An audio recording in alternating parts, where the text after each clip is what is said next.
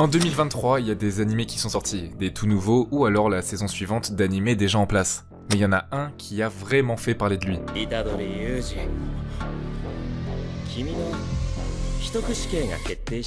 Alors, Jujutsu Kaisen s'est sorti en animé en 2020, donc les gens connaissaient déjà. Mais en 2023, c'était la suite. Et pas n'importe quelle suite. Vous vous souvenez sur les réseaux sociaux, cette phrase qui est carrément devenue un mème, un running gag.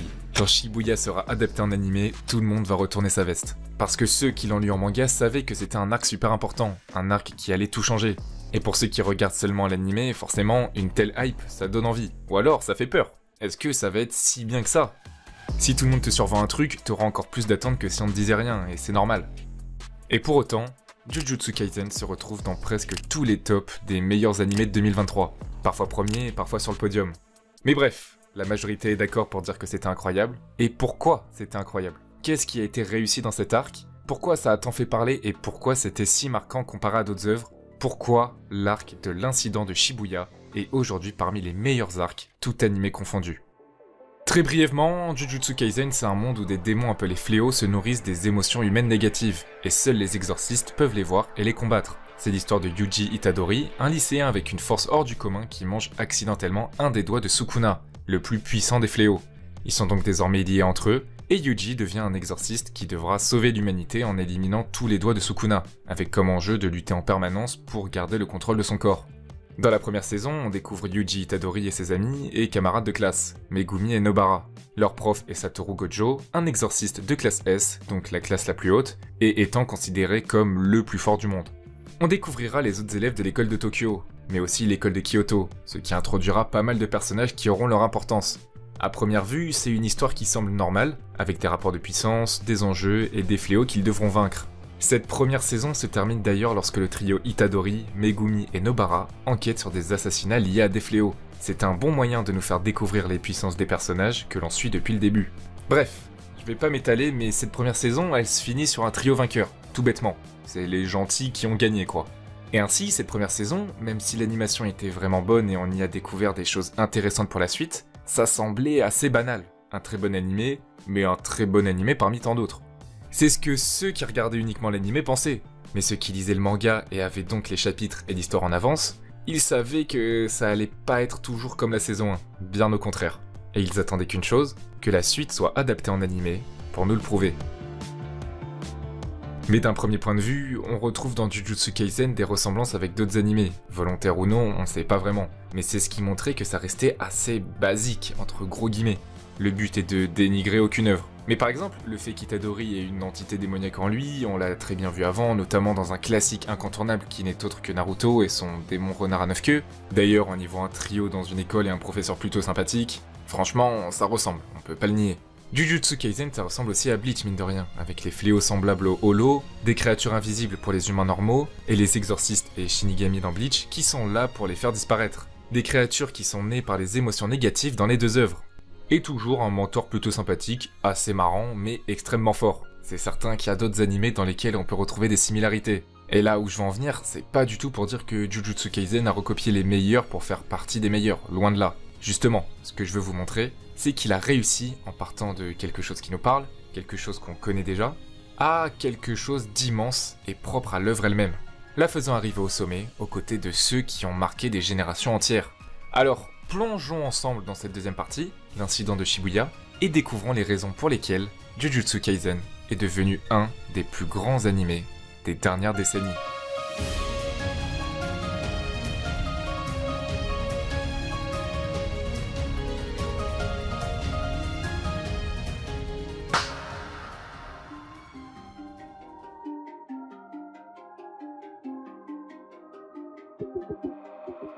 « 31 octobre, Shibuya. De nombreux exorcistes sont appelés sur les lieux car un incident est prévu le soir d'Halloween. Alors, plusieurs équipes sont réparties, les civils piégés à l'intérieur de Shibuya sont obligés d'appeler Gojo, et là on se dit bon, on connaît Gojo, il y a Gojo, c'est gagné d'avance. Même si c'est difficile et qu'il se passe des choses, il est là, et avec lui, ils s'en sortiront forcément. Mais c'est là que tout change ici. Gojo va être scellé. Et ainsi, pour tout ce qui suit durant cet incident, il n'y aura pas Satoru Gojo. Comme si l'auteur savait que lorsque les personnages sont en difficulté, au fond de nous, on sait que Gojo peut arriver de nulle part et sauver tout le monde. Alors, si on enlève Gojo, qu'est-ce que ça donne? Est-ce qu'on sera aussi rassuré? C'est aux autres exorcistes de le prouver. Gojo, c'est un personnage secondaire. C'est l'enseignant de l'école d'exorcisme en charge d'Itadori, le personnage principal. Et pourtant, il pourrait se confondre. Gojo pourrait avoir cette place de personnage principal.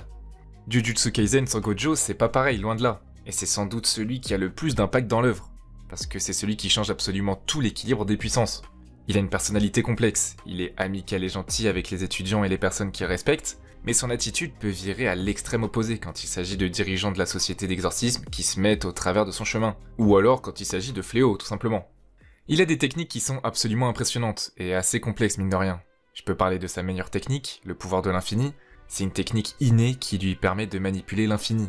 L'infini, ça paraît tellement abstrait comme notion. L'infini, Gojo peut manipuler l'infini. En quelque sorte, c'est un espace impénétrable qui le sépare de sa cible.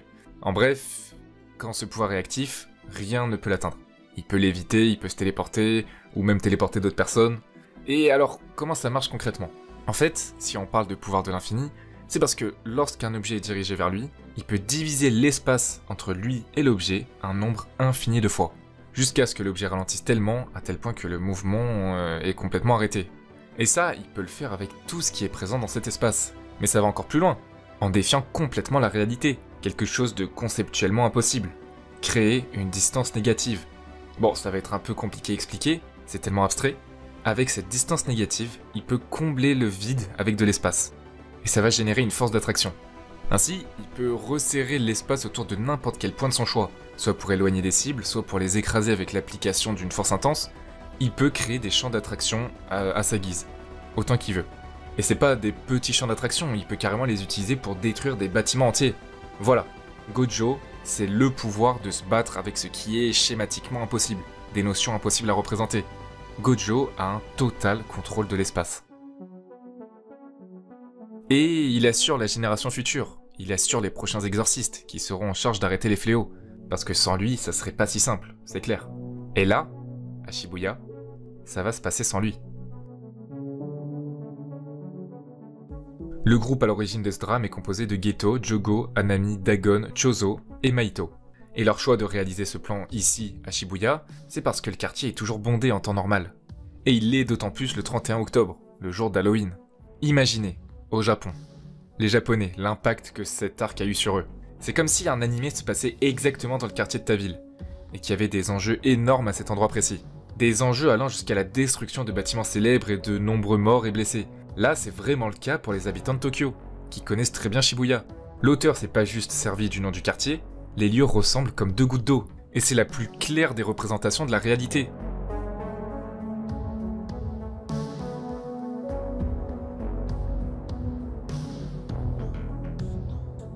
En plus, ce qui est malin, c'est que dans Jujutsu Kaisen, les humains normaux ne sont pas capables de voir les fléaux. Un bon moyen de faire comme si ça existait dans la vraie vie. Mais on peut pas le savoir étant donné qu'on n'est pas capable de voir les fléaux. D'autant plus qu'au Japon, ça a d'autant plus de sens car dans les traditions et la culture, les yokai font partie de la vie quotidienne. Les yokai, c'est des créatures surnaturelles du folklore japonais, souvent représentées comme des esprits malfaisants qui font allusion au tracas du quotidien. Au Japon, ils sont répandus dans les médias. Beaucoup d'œuvres y font référence et ils sont aussi présents dans l'esprit des gens eux-mêmes. Alors, représenter ces fléaux sous la forme de yokai qui existent, c'est le moyen idéal pour un incident qui se passe au Japon, afin de susciter l'intérêt de ceux qui connaissent l'endroit, pour qu'ils se sentent concernés. Et vous verrez que c'est pas le seul moyen de jouer sur la réalité, et on va y revenir. En 2023, lorsque Jujutsu Kaisen a été au sommet et que tout le monde ne parlait que de ça au Japon, forcément, le jour d'Halloween était très attendu. Comme si l'incident de Shibuya pouvait surgir à tout moment. Le timing était malheureux parce qu'à Halloween, tout le quartier de Shibuya était quadrillé par la police de Tokyo. Il était interdit de faire des regroupements dans le quartier le soir d'Halloween, pour éviter tout débordement et mouvement de foule. C'est lié à l'événement tragique qui a eu lieu à Séoul le soir d'Halloween l'année précédente. Pour autant, certains n'ont pas hésité à jouer le jeu malgré tout, en se déguisant dans le thème de Jujutsu Kaisen. Soir d'Halloween à Shibuya, il n'y avait pas de meilleur moment. Bon, moi j'étais déguisé en Luigi, mais c'est un autre sujet. Et ça montre à quel point l'œuvre, et cet arc en particulier, ont marqué les esprits. Énormément au Japon, mais aussi beaucoup partout dans le monde. Pour revenir à l'arc en lui-même, un des plus grands enjeux de l'œuvre, c'est Sukuna, qui est enfermé dans le corps d'Itadori. On a pu voir quelques apparitions lorsqu'Itadori mangeait un doigt ou quand il était en difficulté. À chaque fois qu'Itadori mange un doigt, Sukuna retrouve petit à petit sa puissance. Il a mangé le premier au tout début de l'œuvre lors d'un incident dans un lycée, Gojo lui a donné un deuxième doigt, Sukuna en a avalé un troisième après avoir tué l'un des fléaux qui portait ses doigts, Itadori avale le quatrième doigt par erreur, et lors de l'incident de Shibuya, Mimiko et Nanako lui donnent un cinquième doigt à ingérer de force. Donc, on se dit que ça avance petit à petit, linéairement, pour pas éveiller la pleine puissance de Sukuna et qu'il devienne incontrôlable.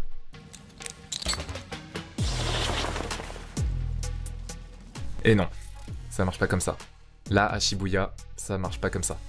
Jogo lui fait ingérer 10 doigts supplémentaires d'un seul coup, ce qui fait qu'il en a ingéré 15 au total.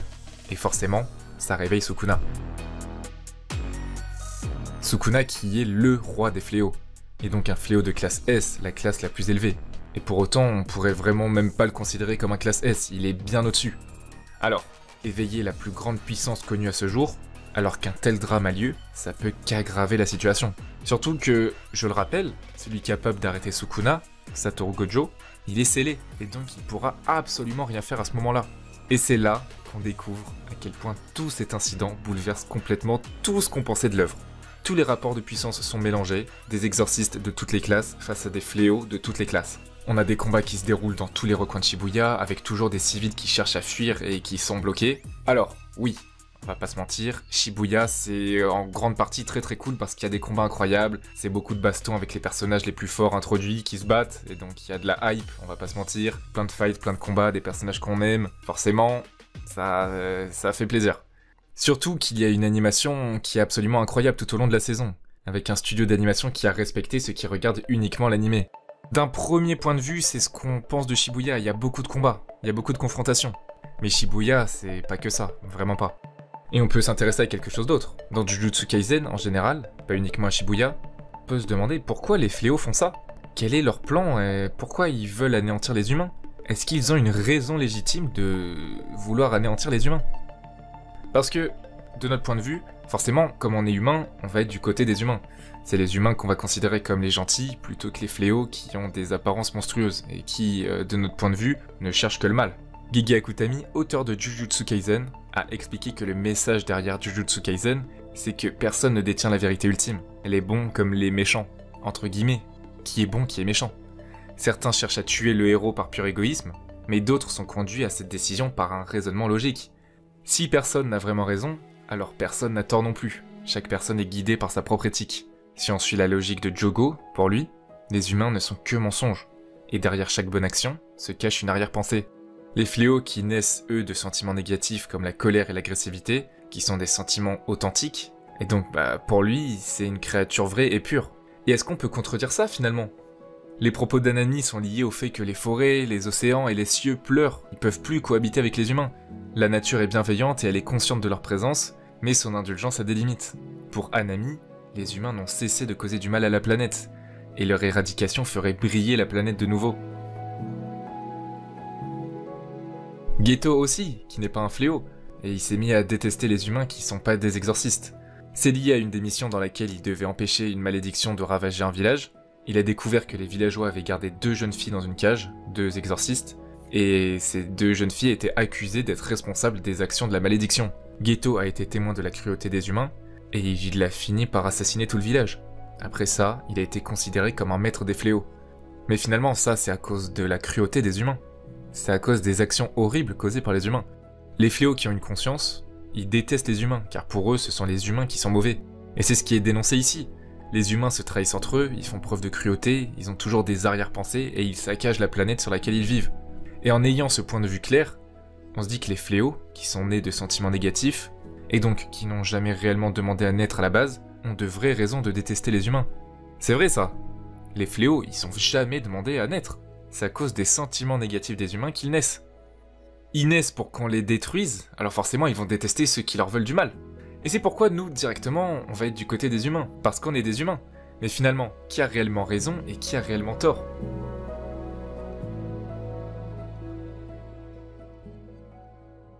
Akutami, l'auteur de l'œuvre, va pas juste se contenter de proposer des confrontations qui vont hype les gens.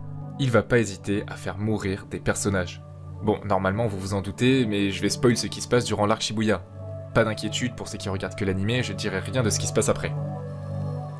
Parce qu'il y a eu des dizaines de combats durant tout cet incident, j'en ai parlé. Mais il y a eu aussi beaucoup de morts ou de graves dégâts. Et voilà tous les personnages importants qui sont morts. Mekamaru ou Kokichi Muta, lors de l'introduction de l'arc face à Mahito, Anami qu'on avait déjà vu dans la première saison qui s'est retrouvé malheureusement face à Gojo, qui cette fois l'a pas épargné, Dagon, un des fléaux de classe S du groupe de Geto, mort face à Toji Fushiguro. D'ailleurs, on pourrait mettre Toji dans cette liste, il était déjà mort, mais une technique d'invocation de l'âme l'a ressuscité. Il dit que copier son corps était une erreur, et il tuera en premier celle qui est à l'origine de cette invocation. Il est extrêmement puissant et va battre tout le monde sur son passage, jusqu'à être attiré sur une nouvelle cible, Megumi, qui essaye de fuir. Et finalement, Toji va découvrir qu'il s'agit de son fils. En découvrant qu'il a choisi le bon nom de famille, il finira par se poignarder la tête lui-même, mettant fin au combat. Pour en revenir au personnage mort, il y a aussi Naobito Zenin, un des plus puissants exorcistes connus, mort de ses blessures contre Dagon et des brûlures de Jogo. D'ailleurs, Jogo aussi, face à Sukuna. Jogo était un fléau de classe S, mais il a pas du tout fait le poids face à Sukuna. Il a même pas réussi à le toucher. C'est pour dire à quel point le gouffre entre les puissances est colossal. Et c'est pas tout, parce que j'ai cité des personnages importants, oui, mais ça aurait juste pu être considéré comme des personnages introduits et développés pour qu'on remarque leur importance et qu'on soit impacté lorsqu'ils meurent. Un développement juste pour faire mourir le personnage et qu'on soit impacté. Mais Akutami a aussi osé faire mourir des personnages principaux, des personnages très appréciés.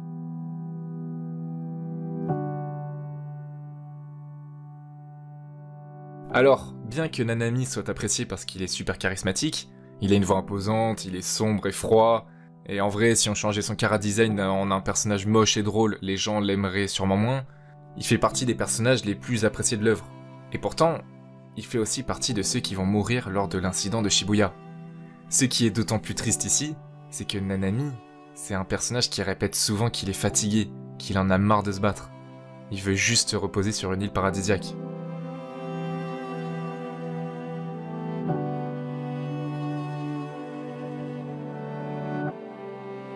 Son rêve, c'était de marcher et danser sur une plage en Malaisie, y installer une cabane et se reposer paisiblement. Rêve qu'il ne réalisera malheureusement jamais. Pour la petite anecdote, pour montrer à quel point l'œuvre a eu de l'ampleur dans le monde, un temple en hommage à Nanami a été créé à Kuantan en Malaisie, l'endroit où il souhaitait se reposer. C'est un mémorial comme si Nanami avait réellement existé. Et finalement, on peut dire qu'il se repose vraiment là-bas, et qu'il est enfin en paix.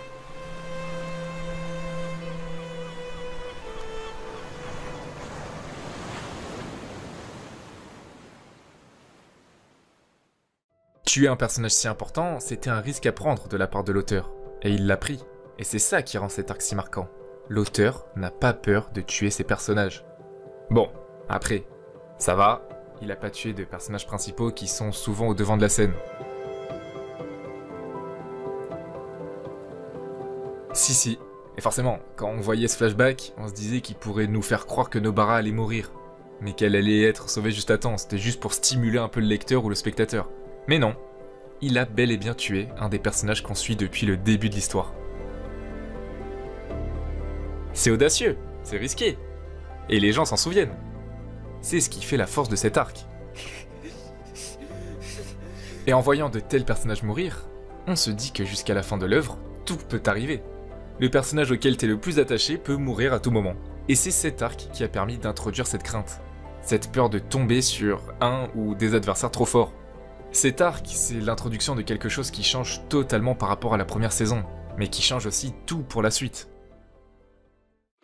Ce genre d'événement, ça va apporter beaucoup au développement du personnage principal, Yuji Itadori, parce que c'est ce qu'on peut voir dans la plupart des shonen, des personnages confrontés à des épreuves à première vue insurmontables, et qui par ce biais vont devenir plus forts. La particularité ici avec Itadori, c'est que son développement, finalement, il est assez déprimant. Tout au long de la série, on verra les croyances de Yuji complètement brisées. Dès le départ, son objectif premier c'est de sauver les gens, foncer tête baissée pour le bien de ses amis. Parce que dès qu'on découvre ce personnage, il est condamné à mourir. Il a ingéré un doigt de Sukuna, et c'était qu'une question de temps. Itadori est condamné à être exécuté, ou alors condamné à mourir tout simplement. Alors il s'est focalisé sur le fait d'avoir une bonne mort, en préconisant les bonnes actions pour sauver les humains autour de lui. Mais Itadori, malgré tout, il comprenait vraiment pas pourquoi il devait mourir. Ce qui lui est arrivé, c'est un peu malgré lui. C'est pas ce qu'il voulait vraiment. Alors, du point de vue d'Itadori, c'est... Pourquoi je dois mourir? Et c'est une question qui va résonner, jusqu'à qu'il trouve finalement une raison. Il a Sukuna en lui, et s'il perd le contrôle, alors il devient ce qu'il condamne. Il devient un meurtrier sanglant sans pitié et sans aucune peine.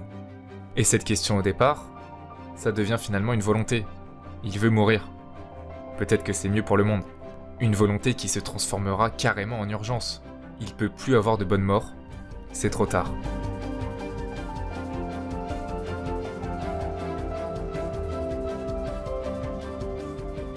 Il est le propre témoin de ce que Sukuna cause. Parce que c'est avec son propre corps. Alors pour lui, il est responsable de toutes les morts causées. Tout ça, ajouté aux événements tragiques qui se déroulent autour de lui, et pas de Gojo pour l'aider et le raisonner, ça mène à un développement bien plus sombre que ce qui était prévu. Mais pour autant, quand ses amis sont blessés, quand son mentor est scellé, quand Nanami meurt, quand Nobara meurt, les forces qui peuvent les défendre sont bien plus faibles. Et Yuji devient un des seuls personnages qui peuvent mettre fin à ce désastre. Le seul moyen pour Itadori de reprendre le dessus, c'est de mettre la colère de côté et d'accepter tout ce qui s'est passé. Accepter ce drame. Une acceptation qui lui permettra de venger ses camarades. À partir de là, quand Mahito était le prédateur et Itadori la proie, les rôles s'inversent. Et c'est merveilleusement bien montré avec cette scène.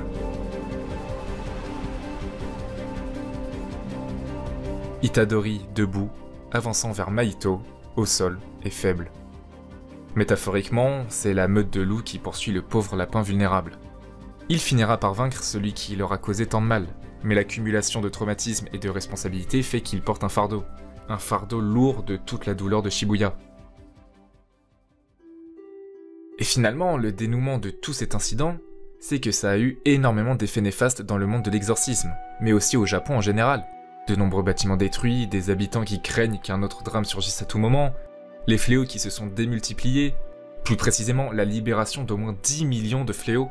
Donc les exorcistes seront débordés et la population n'a jamais été autant en danger. Ça se limitait uniquement à Shibuya quand c'était en train de se passer, mais ça se propage dans tout Tokyo, et dans tout le pays qui se vide littéralement, autant géographiquement que politiquement. Et on entre ainsi dans des enjeux qui dépassent l'œuvre elle-même, des enjeux politiques et économiques. Un plan doit être mis en place au plus vite pour déplacer les millions de citoyens impactés. Il y a une crise économique sans précédent, les logistiques de rapatriement sont désorganisées et manque d'effectifs. Imaginez à quel point ça dénonce la réalité. Le cours du yen qui est en chute, et malheureusement ça reflète ce qui se passe vraiment en ce moment dans la vraie vie, avec une forte baisse du yen. La vraie question après un tel événement, c'est de savoir si oui ou non il faut rendre publique l'existence des esprits. D'un côté, ça permettrait d'expliquer au peuple que c'est pas causé par un humain et qu'il faut pas condamner un exorciste, et de l'autre, si on dévoile un tel secret, ça serait la panique totale. Avec une chute libre incontrôlable de l'économie, mais aussi possiblement des débordements comme des guerres civiles ou des complots visant à s'allier au fléau, tout est possible. Mais rien ne permet d'avoir une vision optimiste. Et le bureau général des exorcistes, ceux qui sont chargés des décisions les plus importantes au sein du monde de l'exorcisme, ils ont pris des décisions radicales. Gojo est accusé de complicité dans les événements survenus à Shibuya et est banni à perpétuité du monde de l'exorcisme. Masamichi Yaga, proviseur de l'école d'exorcisme de Tokyo, est condamné à mort car il est accusé d'avoir incité Gojo et Geto à provoquer le drame de Shibuya, mais aussi et surtout, le personnage principal, Yuji Itadori, qui doit être exécuté sans tarder. Et c'est Yuta Okotsu, exorciste de classe S, qui devra s'en charger. C'est le meilleur moyen de teaser la suite pour Jujutsu Kaisen, parce que l'arc Shibuya se termine comme ça. Et en tout cas, ce drame, le drame de Shibuya, ça aura changé l'œuvre à tout jamais. Quand je parle de cet arc et de son impact, ça se vérifie. On peut parler du Crunchyroll Anime Awards qui a eu lieu en mars 2024 à Tokyo, avec diverses catégories concernant les animés et plus de 34 millions de personnes qui ont voté, ce qui permet d'avoir une idée. Je vais vous dire tous les prix que Jujutsu Kaisen a eu. Tout d'abord, le meilleur animé de l'année, c'est le meilleur titre du tournoi, il a été décerné à Jujutsu Kaisen. Il y avait d'autres nominés comme Chainsaw Man, Demon Slayer, Oshinoko ou encore Vinland Saga. Pour le meilleur chara-design de l'année, et donc la meilleure charte graphique, animation et les designs des personnages, c'est encore Jujutsu Kaisen. Pareil pour la meilleure réalisation, encore Jujutsu Kaisen, alors qu'il y avait des animés comme SNK, la saison finale. Premier pour la meilleure cinématographie, mais aussi pour la meilleure action, Gojo Satoru élu meilleur personnage secondaire, l'opening de la saison 2 élu meilleur opening de l'année, pareil pour l'ending d'ailleurs, Yuichi Nakamura, seiyuu ou comédien de doublage de Gojo Satoru, qui reçoit le prix du meilleur comédien japonais. Même si forcément les avis peuvent être biaisés parce que si t'as pas vu les autres animés, tu vas voter pour celui que t'as vu, on peut pas le nier. Jujutsu Kaisen a marqué les esprits. En plus de ça, le manga fait partie de ceux qui ont été le plus vendus en 2023. Pour avoir une idée, il est deuxième avec plus de 8 500 000 copies vendues, juste derrière Blue Lock. Puis, sans regarder les chiffres, le constat est flagrant. Quand un épisode sortait et tout le monde en parlait, j'ai pu ressentir ça que pour certaines œuvres. Des épisodes qui sont très attendus et dont tout le monde parle sur les réseaux sociaux lorsqu'ils l'ont vu. Et même, il prend de plus en plus de place dans les événements animés et les conventions. Quand on voyait beaucoup de Demon Slayer, One Piece, My Hero Academia, il est très facile de constater qu'il y a de plus en plus de fans de Jujutsu Kaisen. Jujutsu Kaisen, c'est pas juste des exorcistes contre des fléaux, avec des combats, des vainqueurs et des morts. C'est pas que ça. Ça prend en compte plein de thèmes différents, comme la solitude, avec Junpei qui est éprouvé du dégoût envers les autres. Il s'attend à ce que les humains soient mauvais, et cela est dû au harcèlement qu'il a subi au cours de sa vie. Finalement, il réussira à se faire un ami, et ça fait une transition vers l'amitié. Bon, malheureusement, vous savez comment ça se termine avec Junpei.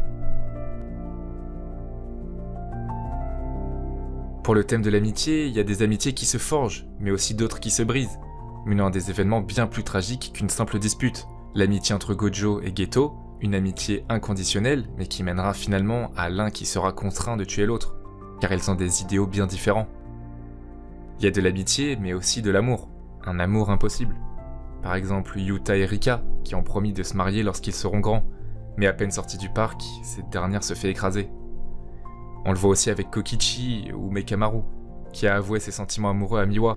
Kokichi a malheureusement fait un serment avec l'ennemi pour acquérir un corps normal, le forçant à divulguer des informations. Cela le mènera finalement à perdre la vie, et laisser seule celle qu'il aime. On parle aussi beaucoup de la famille, et on pense forcément directement à Maki Zenin, qui est rejetée par son clan car elle a pas assez d'énergie occulte, ou aussi Toji, qui fait partie du même clan, et qui a décidé de le quitter car un sentiment de rejet rôdait en permanence, dû au fait qu'il est né non exorciste et n'avait pas d'énergie occulte. Plein de thèmes qui englobent beaucoup de personnes dans la réalité, avec certains qui peuvent se sentir concernés, et voir l'œuvre totalement différemment. En tout cas, Jujutsu Kaisen, c'est un animé qui a su s'imposer parmi les plus grands animés. L'auteur sait déjà quand il va terminer son œuvre, et il est possible qu'elle prenne fin en 2024. Alors là, ce sont les derniers chapitres qui arrivent petit à petit. Pour ceux qui regardent que l'animé, il reste encore de belles années devant vous, le temps que les studios d'animation s'en chargent. Plein de mystères, des nouveaux personnages et de tout nouveaux enjeux. Quoi qu'il en soit, le but c'était même pas forcément de donner envie de lire la suite ou de vanter les mérites de Shibuya, mais juste parce que c'est un animé qui m'a marqué. Comme Hunter x Hunter dont j'ai parlé dans une précédente vidéo. Là, j'avais simplement envie de parler de Jujutsu Kaisen. Comme si je parlais avec vous autour d'une table d'un animé qui m'a plu. Certains adorent, certains apprécient juste, d'autres non, et on peut pas le nier. Jujutsu Kaisen a apporté énormément dans le monde du manga.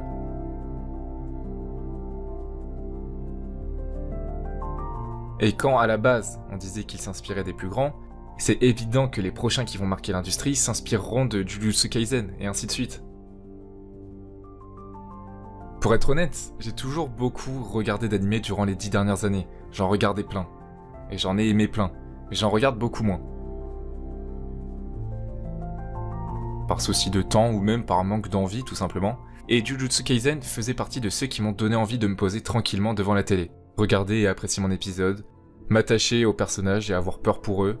Les petits moments marrants. Qui sont suivis par des moments terrifiants où tout peut arriver. Ça faisait longtemps que j'avais pas attendu avec impatience qu'un épisode sorte la semaine suivante, et c'est pourquoi j'ai eu envie d'en parler avec vous.